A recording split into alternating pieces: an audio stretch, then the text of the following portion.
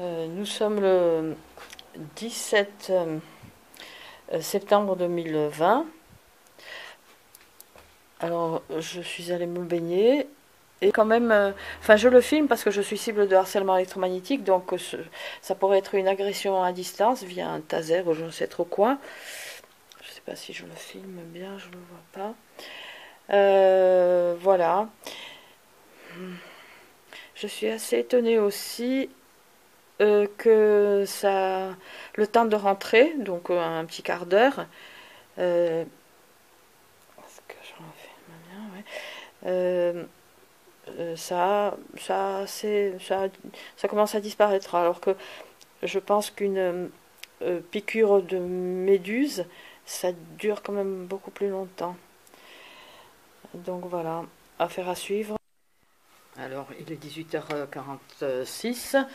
Nous sommes toujours le 17 septembre 2020.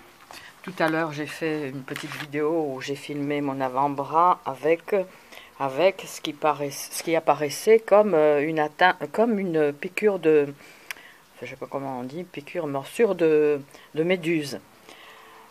C'était probablement autre chose, parce que une piqûre de méduse, ça dure quand même beaucoup plus longtemps. Je suis cible de harcèlement électromagnétique. Je suis une cible blacklistée, donc. Donc ça peut être une attaque, on va dire, par un taser, peut-être, par un souvenir en 38 ans sur Nice d'avoir eu ça. C'était bien boursouflé. Et là, il reste pas grand-chose. Donc j'étais sur la promenade des Anglais, j'étais au niveau... Je sors de l'heureuse.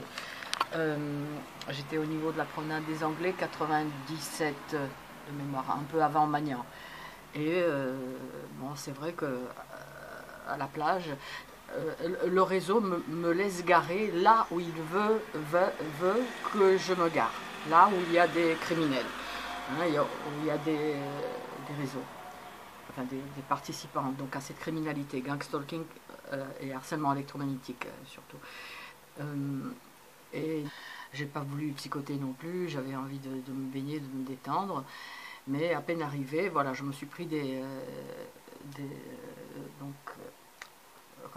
agressions par des dispositifs d'attaque à distance qui utilisent les mêmes technologies pour nombreux d'entre eux que les technologies utilisées pour le téléphone. Bon là, je ne sais pas comment ils ont fait, c'est pour la toute première fois en 7e année de torture. C'est des tortures quotidiennes, plus des violations de mon appartement sans effraction quotidienne. Voiture, pareil, tous les espaces privés sont impactés. Une criminalité en toute impunité qui est répandue à travers la planète, en plus bon, de ce qui se passe, hein, de ce que nous vivons actuellement. Hein. La vie de la planète a basculé, la vie de vous autres aussi a basculé. Voilà ce qui vous attend, hein, puisque déjà les gens ne réagissent pas par rapport à la dictature sanitaire, pas tellement en France, hein, en France c'est particulier, hein, la France ça dort, je ne sais pas ce qui se passe. Je dirais que le mind control est probablement utilisé sur la population. Pareil, une impunité la plus totale et une autre criminalité étatique.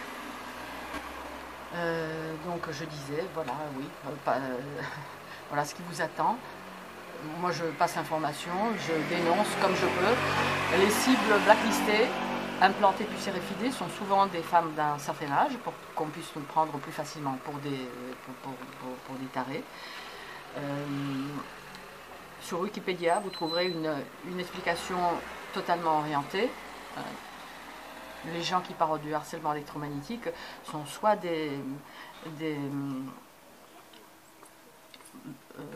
complotistes, soit des personnes. Renseignez-vous par exemple sur la chaîne de Nico Cible ou de Elena Sagnol. une autre victime sauvagement agressée. Voilà, donc pour finir, peut-être pas une méduse qui m'a piqué, mais je me suis pris un bon shoot violent par un dispositif d'attaque à distance. Mais voilà, il me vient à l'esprit une autre chose, c'est que dans l'eau, il n'y avait personne quasiment, sont venus deux hommes qui se tenaient un peu trop près de moi. Alors, est-ce qu'ils avaient un dispositif d'attaque à distance? Je ne sais pas. Je ne sais pas. Hein, ces technologies ont un développement exponentiel. L'armée déjà a 40 à 50 ans d'avance, selon certains, 30 certainement. Cette criminalité se démocratise. Et donc, il est possible que voilà, je me suis pris un shoot via un dispositif peut-être électrique. Hein.